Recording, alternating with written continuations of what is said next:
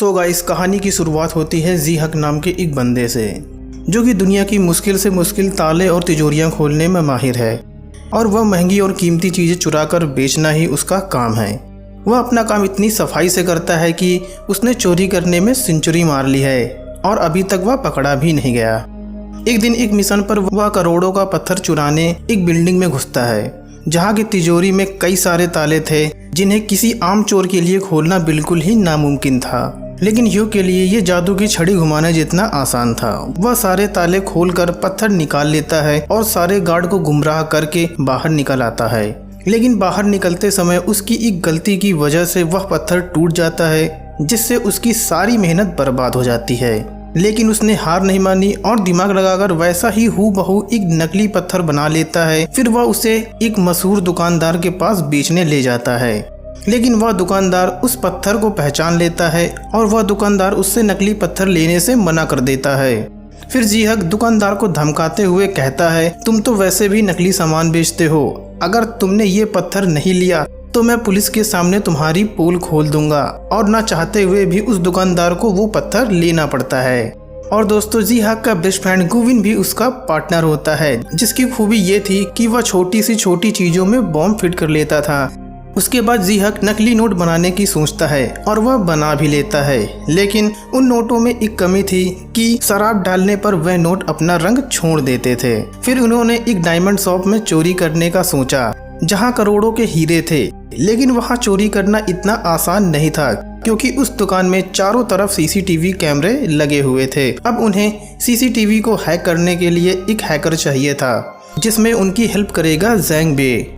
Zhang के खिलाफ एक अफवाह थी कि उसने पैसों के लिए पुलिस को अपने ही साथियों का ठिकाना बता दिया था। ये सब जानते हुए भी ह्यूग ने भरोसा करके उसे अपने साथ रख लिया।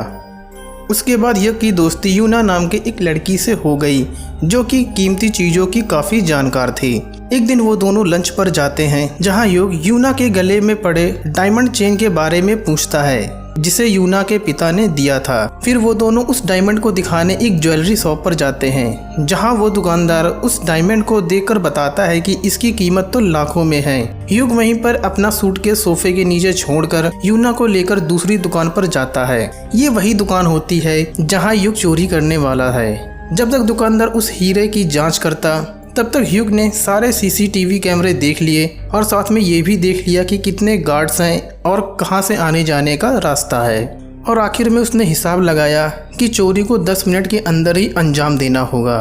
चोरी वाली रात जो सूटकेस ह्यूग ने सोफे के नीचे छोड़ा था, उसमें धमाका हो गया, जिससे गार्ड का ध्यान भटक गया। उसी वक्त ज़ैंग बे ने सारे सीसीटीवी कैमरास हैक कर लिए और अलार्म को भी बंद कर दिया, जिससे ह्यूग और गुविन अंदर जाकर तिजोरी को हाथ लगाएं तो कोई अलार्म ना बजे।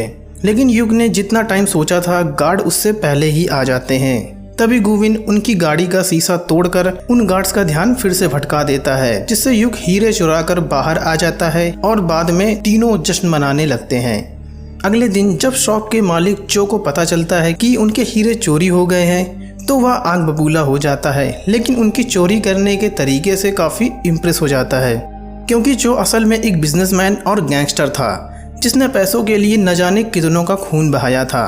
और वह खुद एक चोरी का प्लान कर रहा है, जिसमें उसे ऐसे ही शातिर चोरों की ज़रूरत है, क्योंकि चो ने पहले भी कई सारे चोर और ताला तोड़ने वालों का टेस्ट किया था और वो सभी उसमें फेल हो गए थे। लेकिन ह्यूग की चोरी से वह समझ गया था कि ये आदमी हमारे काम का है, इसीलिए उसने अपने सारे आदमियों को उन्हें ढूंढने में लगा दिया। उधर उसके आदमियों ने सभी हीरो की दुकान पर नजर रखी, तो एक दिन उन्हें ह्यूग और उनके साथियों का पता चलता है। फिर चो उन तीनों से मुलाकात करता है और उन्हें अपनी चोरी में 5% हिस्सा देने का वादा करता है।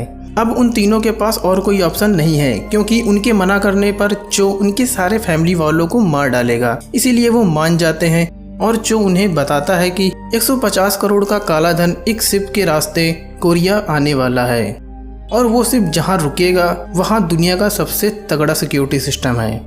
फिर चो उन्हें फूड कूपन्स देता है और कहता है कि तुम्हें इन फूड कूपन्स का इस्तेमाल करके चोरी को अंजाम देना है। ह्यूग चोरी की प्लानिंग में लग जाता है, क्योंकि ये उसकी ज़िंदगी की सबसे बड़ी चोरी होने वाली थी।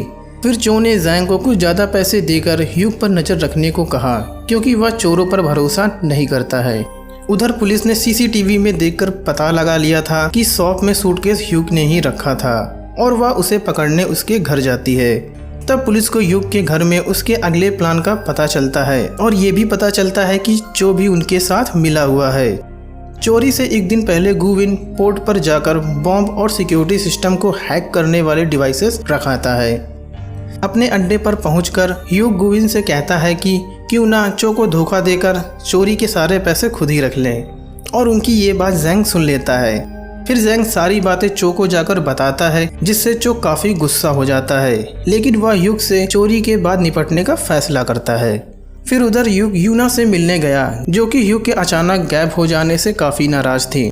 तभी ह्यूग कहता है कि यूना के पिता मिस्टर ओ ही उसके गुरु थे और उन्होंने ही उसको ये सब सिखाया था, और ये भी बताता है कि मिस्टर ओ जब चोरी का काम छोड़ने वाले थे तो उनके पार्टनर चो ने उनका खून कर दिया, लेकिन यूना को उसकी किसी भी बात पर भरोसा नहीं था, इसीलिए वो वहाँ से चली जाती है। कुछ ही देर बाद चो के आदमी आकर यूना को किडनैप कर लेते हैं ताकि ह्यूग उसे धोखा न दे सके। फिर चोरी का दिन आता है और सभी चोर पोर्ट में घुसने में कामयाब हो जाते हैं।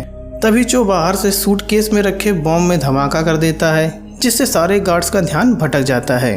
उसके बाद मौका देखते ही जैंग ने सिक्योरिटी सिस्टम को हैक कर लिया और वहाँ के लोगों को लगा कि वो इस हैकिंग को 40 मिनट में ठीक कर लेंगे।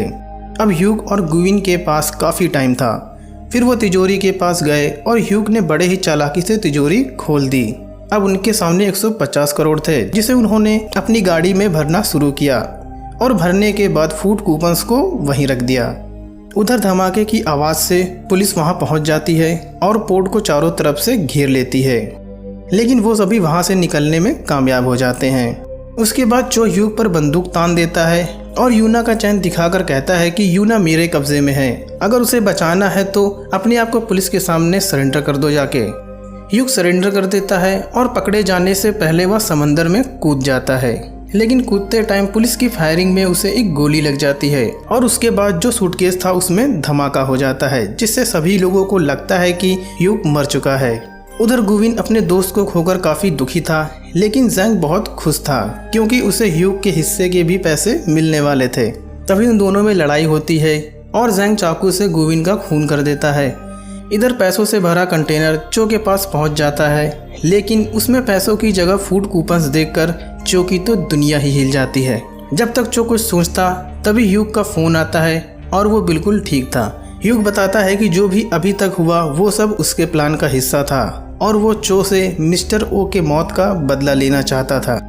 अब ह्यूग बताता है कि जो पत्थर उसने बेचा था उसमें उसने माइक्रोफोन लगा दिया था और उसे पता था कि चो इस कीमती पत्थर को जरूर खरीदेगा, जिससे ह्यूग को पता चलता है कि चो को एक सातिर चोर की ज़रूरत है। इसीलिए उसने जानबूझकर चो के हीरे चुराए ताकि वह उसकी नज़र में आ सके। और जैंग भी उसका ही साथी है जिसने चो से नज़र रखने के लिए पैसे लिए थे, लेकिन जैंग तो बस नज़र रखने का नाटक कर रहा था। ह्यूग को पकड़ने आई पुलिस नकली थी और जो गोली उसे लगी थी वो भी बिल्कुल नकली ही थी। मेन बात यह है कि ह्यूग ने चो को चा से चूतिया बनाकर भाग गया। उधर मरने का नाटक कर रहे गुविन को नकली पुलिस ने आकर बचा लिया और चो को पैसे के नाम पर मिला तो सिर्फ बाबा जी का कूपन। और ह्यूग ने पुलिस को चो के अड्डे का पता पहले ही बता दिया था, जिससे पुलिस वहां पहुंच जाती है। फिर चो के आदमियों में और पुलिस वालों में तगड़ी फाइट होती है। इधर जैंग यूना को कैद से छुड़ा लेता है और चो भी मौका मिलते ही वहां से भाग जाता है।